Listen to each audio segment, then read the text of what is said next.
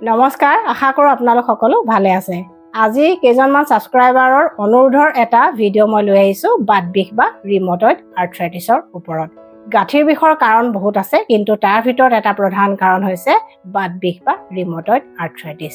এই বেমাৰটো কি কাৰণে হয়, লক্ষণবিলাক কি কি, আৰু এই বেমাৰটো হ'লে কেনেকুৱা ধৰণৰ খাদ্য খাব লাগে বা নালাগে, আৰু কেনেকুৱা ধৰণৰ আয়ুৰ্বেদিক চিকিৎসা আছে, এনেকুৱা বহুতো ইম্পৰ্টেণ্ট কথা আজি আলোচনা কৰিম, যিবোৰ জানিলে আপোনালোক নিশ্চয় উপকৃত হ'ব।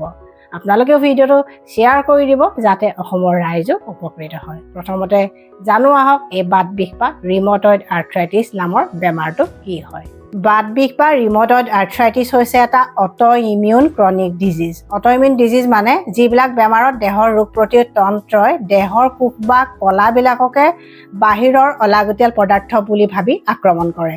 আৰু ৰিমটইড আৰ্থ্ৰাইটিছ নামৰ বেমাৰটোত আমাৰ গাঁঠিবিলাকত থকা চাইনোভিয়েল মেমব্ৰেনবিলাক আক্ৰান্ত হয়, যাৰ কাৰণে তাত ইনফ্লেমেশ্যন হয়, গাঁঠিবিলাক ফুলি উঠে, বিষ হয়, আৰু এটা সময়ত হয়তো গাঁঠিবিলাক বা হাড়বিলাক ক্ষয় গৈ কিছুমান বিকৃতিও ঘটিব পাৰে। বাত বিষ প্ৰথমতে আৰম্ভ হয় সৰু সৰু গাঁঠি বা জইণ্টবিলাকৰ পৰা, যেনে হাত বা ভৰিৰ আঙুলিৰ গাঁঠিবিলাক, তাৰপিছত হাতৰ ৰিষ্ট জইণ্ট বা মণিবন্ধ, আৰু এনেকৈ ভৰিৰ আঁঠু, হাতৰ কিলাকটি এইবিলাকো আক্ৰান্ত হ'ব পাৰে। বাত বিষৰ এটা বৈশিষ্ট্যপূৰ্ণ লক্ষণ আছে, সেইটো হৈছে দুইখন হাত বা দুইখন ভৰিৰ একেবিলাক জইণ্টে আক্ৰান্ত হয়, কিন্তু অন্য কাৰণত হোৱা গাঁঠিৰ বিষ বা আৰ্থ্ৰাইটিছত তেনেকুৱা লক্ষণ দেখা নিদিয়ে। গতিকে এনেকুৱা লক্ষণ দেখা দিলে বাত বিষ বুলি নিশ্চিত হ'ব পাৰি। বাত বিষৰ এটা প্ৰধান বৈশিষ্ট্যপূৰ্ণ লক্ষণ হৈছে দুটা বা তিনিটা জইণ্ট বা গাঁঠি একেলগে আক্ৰান্ত হোৱাটো, আৰু কিছুমান ৰোগীৰ ক্ষেত্ৰত ৰিউমেটিক নডিউল অৰ্থাৎ গাঁঠিবিলাকত কিছুমান টেমুনাৰো সৃষ্টি হয়। বাত বিষত আক্ৰান্ত ৰোগীসকলে কি কি অসুবিধাৰ সন্মুখীন হয়? প্ৰধান লক্ষণ হৈছে মৰ্ণিং ষ্টিফনেছ, অৰ্থাৎ শুই উঠাৰ পিছত জইণ্টবিলাক ভালদৰে লৰচৰ কৰিব নোৱাৰা হয়। আধা ঘণ্টা বা এঘণ্টামানৰ কাৰণে এই অসুবিধাটো থাকে, তাৰপিছত মুভমেণ্ট বা লৰচৰ কৰাৰ পিছত লাহে লাহে সমস্যাটো ঠিক হৈ যায়। ৰোগী খুব দুৰ্বল হয়, আৰু কিছুমানৰ মাজে মাজে জ্বৰ অনুভৱ হৈ থাকে, কিছুমানৰ ভোক কম লাগে, আৰু কিছুমানৰ মাজে মাজে পেটৰ অসুখো হৈ থাকে। বাত বিষত আক্ৰান্ত কিছুমান ৰোগীৰ মাউথ ড্ৰাইনেছ হয়, অৰ্থাৎ মুখখন শুকাই যায়, আৰু কিছুমানৰ চকুবিলাক শুকাই যায়, অৰ্থাৎ আই ড্ৰাইনেছ হয়। সাধাৰণতে পুৰুষতকৈ মহিলাসকল বাত বিষত বেছিকৈ আক্ৰান্ত হয়, আৰু 40ৰ পৰা 60 বছৰ বয়সৰ মানুহৰ বাত বিষ বেছিকৈ হয়। অৱশ্যে তাতকৈ কম বয়সতো মানুহৰ বাত বিষ হ'ব পাৰে, কিন্তু গড় হিচাপত 40ৰ পৰা 60 বছৰ বয়সৰ মানুহৰ বাত বিষ বেছিকৈ হয়। আৰু কেতিয়াবা জেনেটিক ফেক্টৰ বা বংশগতিৰ কাৰণতো বাত বিষ হ'ব পাৰে, অৰ্থাৎ মাক দেউতাকৰ যদি কাৰোবাৰ বাত বিষ থাকে তেতিয়া সন্তানৰো বাত বিষ হ'ব পাৰে। আৰু এনভাইৰনমেণ্টেল ফেক্টৰ অৰ্থাৎ পাৰিপাৰ্শ্বিকতাৰ প্ৰভাৱতো কেতিয়াবা বাত বিষ হ'ব পাৰে। মেদবহুলতাও এটা কাৰণ হ'ব পাৰে, আৰু পৰিৱৰ্তিত জীৱনশৈলীও বাত বিষৰ কাৰণ হ'ব পাৰে। বাত বিষত আক্ৰান্ত হ'লে তাৰ হানিকাৰক প্ৰভাৱ চকু, স্কিন, লাং বা হাওঁফাওঁ, হাৰ্ট, ব্লাড ভেছেল বা ৰক্তবাহী নলিকা, কিডনী, নাৰ্ভ, বন মেৰু বা মজ্জাৰ ওপৰতো পৰিব পাৰে। বাত বিষত আক্ৰান্ত হ'লে কি কি কমপ্লিকেশ্যন বা জটিলতা আহিব পাৰে? বাত বিষত আক্ৰান্ত মহিলাসকলে অষ্টিঅপৰচিছ নামৰ বেমাৰটোত বেছিকৈ ভোগে, যিটো বেমাৰত হাড়ৰ ঘনত্ব কমি যায়, আৰু হাড়ৰ ঘনত্ব কমিলে ফ্ৰেকচাৰ আদি হোৱাৰ সম্ভাৱনাও বাঢ়ি যায়। বাত বিষত আক্ৰান্ত ৰোগীয়ে যদি ভালদৰে চিকিৎসা নকৰে তেতিয়া ৰিউমেটিক নডিউল ফৰ্মেশ্যন হয়, অৰ্থাৎ গাঁঠিবিলাকত কিছুমান টেমুনা গঠন হয়। আৰু বাত বিষত আক্ৰান্ত ৰোগীয়ে যদি ভালদৰে চিকিৎসা নকৰে কিছুমান ডিফৰ্মিটি বা বিসংগতি আহে, যাৰ কিছুমান বিশেষ নাম আছে, যেনে ক্লো-টো ডিফৰ্মিটি, আলনাৰ ডেভিয়েশ্যন, সোৱান নেক ডিফৰ্মিটি আদি এনেকুৱা ধৰণৰ বিশেষ কিছুমান নাম, য'ত ডিফৰ্মিটি বা বিসংগতি হয়। বাত বিষত যদি হাতৰ মণিবন্ধ বা ৰিষ্ট জইণ্ট আক্ৰান্ত হয় তেতিয়া কিছুমান পেচেণ্টৰ ক্ষেত্ৰত হাতৰ আঙুলিলৈ যোৱা নাৰ্ভ বা স্নায়ুবিলাকত হেঁচা পৰে, আৰু তেতিয়া হাতখন খুব জিনজিনাব পাৰে বা হাত বিষাব পাৰে, হাতৰ জোৰ কমি যাব পাৰে। এনেকুৱা লক্ষণে যদি দেখা দিয়ে তেতিয়াহ'লে তাক কোৱা হয় কাৰ্পেল টানেল চিনড্ৰম। কি কি টেষ্ট বা পৰীক্ষা কৰিলে ৰিমটইড আৰ্থ্ৰাইটিছ বা বাত বিষ আছে বুলি নিশ্চিত হ'ব পাৰি? তেজৰ ESR, RA factor, C reactive protein, NTCCP test, আৰু প্ৰয়োজন সাপেক্ষে MRI, এক্স-ৰে আদি কৰি ৰিমটইড আৰ্থ্ৰাইটিছ বা বাত বিষ আছে বুলি নিশ্চিত হ'ব পাৰি। বাত বিষ বা ৰিমটইড আৰ্থ্ৰাইটিছত আক্ৰান্ত ব্যক্তিসকলে কেনেকুৱা ধৰণৰ খাদ্য খোৱা অনুচিত জানি লওঁ আহক। প্ৰথম খাদ্যবিধ হৈছে কিছুমান বিশেষ চৰ্বিযুক্ত খাদ্য, যেনে omega-6 ফেটি এচিডযুক্ত খাদ্য, চেচুৰেটেড ফেট বা সংপৃক্ত স্নেহযুক্ত খাদ্য, আৰু ট্ৰান্সফেটযুক্ত খাদ্য।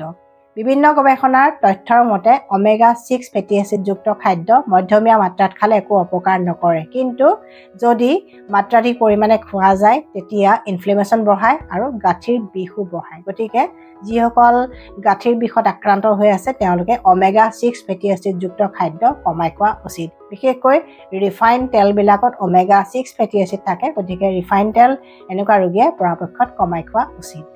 চেচুৰেটেড ফেট বা সংপৃক্ত স্নেহযুক্ত খাদ্য বাত বিষত কিয় বেয়া আৰু কোনবোৰ খাদ্যত চেচুৰেটেড ফেট বা সংপৃক্ত স্নেহ থাকে? চেচুৰেটেড ফেট বা সংপৃক্ত স্নেহযুক্ত খাদ্যবোৰে ইনফ্লেমেশ্যন বঢ়ায়, বিষ বঢ়ায়। সেইকাৰণে বাত বিষ ৰোগীয়ে চেচুৰেটেড ফেট থকা খাদ্য কমাই খাব লাগে।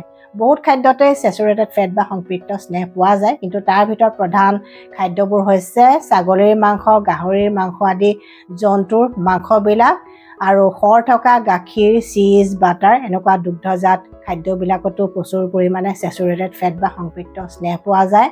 ব্ৰইলাৰ মাংস, বিশেষকৈ স্কিন থকা ব্ৰইলাৰ মাংসত বেছিকৈ চেচুৰেটেড ফেট থাকে, আৰু ফ্ৰাইড বস্তু বা ফাষ্টফুডতো প্ৰচুৰ পৰিমাণে চেচুৰেটেড ফেট থাকে। তাৰ উপৰিও বেকাৰী প্ৰডাক্ট যেনে কেক, কুকিজ এনেকুৱা খাদ্যবিলাকতো প্ৰচুৰ পৰিমাণে চেচুৰেটেড ফেট বা সংপৃক্ত স্নেহ থাকে। গতিকে বাত বিষত ভুগি থকা ব্যক্তিসকলে এনেকুৱা খাদ্যবিলাক কমাই খোৱা উচিত।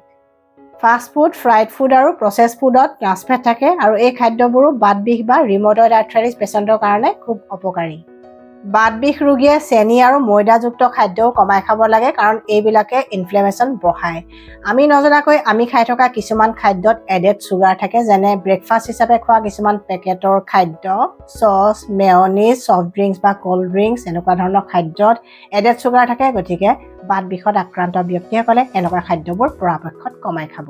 নিমখ বা ছডিয়ামযুক্ত খাদ্যও বেছি পৰিমাণে খোৱাটো অনুচিত, কাৰণ বিভিন্ন গৱেষণাৰ তথ্যৰ মতে যি মানুহে নিমখ বা ছডিয়ামযুক্ত খাদ্য বেছিকৈ খায় তেওঁলোকৰ বাত বিষৰ দৰে অট'ইমিউন বেমাৰবিলাক বেছি হোৱাৰ সম্ভাৱনা থাকে। কেফেইনযুক্ত খাদ্যও বাত বিষৰ কাৰণে অপকাৰী, বিশেষকৈ চাহ, কফি, ক'ল্ড ড্ৰিংকছ, চকলেট আদি বাত বিষ ৰোগীয়ে পৰাপক্ষত কমাই খাব লাগে। বিভিন্ন গৱেষণাৰ তথ্যৰ মতে চলানিনযুক্ত খাদ্যই কেতিয়াবা বাত বিষ বঢ়াব পাৰে। চলানিন হৈছে কিছুমান খাদ্যত থকা এটা বিশেষ যৌগ যিয়ে নেচাৰেল পেষ্টিচাইড হিচাপে কাম কৰে, কিন্তু এনেকুৱা চলানিনযুক্ত খাদ্যই কেতিয়াবা বাত বিষ বঢ়াব পাৰে। যেনে বিলাহী, কেপচিকাম, আলু, বেঙেনা আদিত চলানিন থাকে, গতিকে এনেকুৱা খাদ্যবোৰ যিমান পাৰে কমাই খোৱা উচিত। কেনেকুৱা ধৰণৰ খাদ্য বাত বিষ ৰোগীৰ কাৰণে উপকাৰী জানি লওঁ আহক। পিঁয়াজ, আদা, নহৰু, হালধি, ডালচেনি, মেথিগুটি আদি পাকঘৰৰ মছলাবিলাক বাত বিষ ৰোগীৰ কাৰণে উপকাৰী।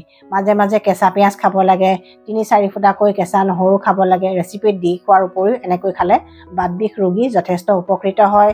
আৰু ডালচেনি, হালধিৰ মাজে মাজে বনৌষধি চাহ বা হাৰ্বেল টিও বনাই তেওঁলোকে খাব পাৰে। আৰু মেথিগুটি শুকানে ভাজি লৈ গুড়ি কৰি বটলত ভৰাই ৰাখিব লাগে, আৰু মাজে মাজে আধা চামুচমানকৈ ব্ৰেকফাষ্ট বা লাঞ্চৰ লগত খালে বাত বিষ ৰোগী যথেষ্ট উপকৃত হয়। বন্ধাকবি, ফুলকবি, ব্ৰকলি, ছালগুম, মূলা, গাজৰ, বিট আদি পাচলিবিলাক বাত বিষ ৰোগীৰ কাৰণে বিশেষভাৱে উপকাৰী, কাৰণ এইবিলাকে ইনফ্লেমেশ্যন কম কৰে, বিষ কম কৰে। ই বাত বিষ ৰোগীৰ কাৰণে উপকাৰী কাৰণ ঘিয়ে ইনফ্লেমেশ্যন কম কৰে, বিষ কম কৰে আৰু জইণ্ট মুভমেণ্টটো ভালে ৰাখে। ইয়াৰ উপৰিও বাত বিষ ৰোগীয়ে ৱালনাট বা আখৰোট, কাঠবাদাম, কিচমিচ আৰু ফ্লেক্সিড, চিয়াচিড আদি খাদ্যবিলাকো খাব পাৰে। ভেদাইলতা, নৰসিংহ, পচতীয়া, ছজিনা পাত, অশ্বগন্ধা আদি বনৌষধিবিলাক বাত বিষৰ কাৰণে উপকাৰী। গতিকে এনেকুৱা বনৌষধি বা বনশাকবিলাক খাদ্য তালিকাত নিয়মিতভাৱে বাত বিষ ৰোগীয়ে ৰাখিব পাৰে, আৰু অশ্বগন্ধা আয়ুৰ্বেদিক চিকিৎসকৰ পৰামৰ্শ মতে যদি খায় তেতিয়া তেওঁলোক নিশ্চয় যথেষ্ট উপকৃত হয়। সৈন্ধৱ লৱণ বা বালি এই দুয়োটাৰে ভিতৰত যিকোনো এটা কাপোৰত বান্ধি টোপোলা কৰি গৰম কৰিব লাগে, আৰু আক্ৰান্ত জইণ্টবিলাকত মাজে মাজে সেক দিব লাগে। তেতিয়া বাত বিষ ৰোগীৰ বিষ যথেষ্ট কমি যায়, তেওঁলোকে উপশম পায়। তাৰ উপৰিও পচতীয়া পাত সিজাই লৈ তাৰ ভাপ বা ষ্টিমটো মাজে মাজে যদি গাঁঠিবিলাকত দিয়া যায় তেতিয়াও বাত বিষ ৰোগী যথেষ্ট উপকৃত হয়।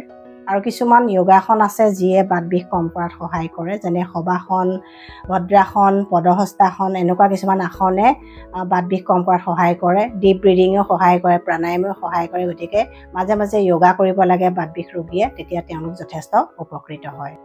বাত বিষৰ চিকিৎসা কৰোঁতে চিকিৎসকে কেইবাটাও বিশেষ কথাত মন দিয়ে, যেনে ইনফ্লেমেশ্যন কম কৰা, বিষ কম কৰা, পেচেণ্টৰ অভাৰঅল হেল্থটো ভালে ৰখাত গুৰুত্ব দিয়া, তাৰ উপৰিও কমপ্লিকেশ্যন, ডিফৰ্মিটি আদিও প্ৰতিৰোধ কৰা, আৰু অৰ্গেন ডেমেজ বা অংগসমূহ যাতে ক্ষতিগ্ৰস্ত নহয় তাৰ প্ৰতিও গুৰুত্ব দিয়া। গতিকে এই সকলোবিলাক কথা চালি জাৰি চাইহে চিকিৎসকে চিকিৎসা দিয়ে।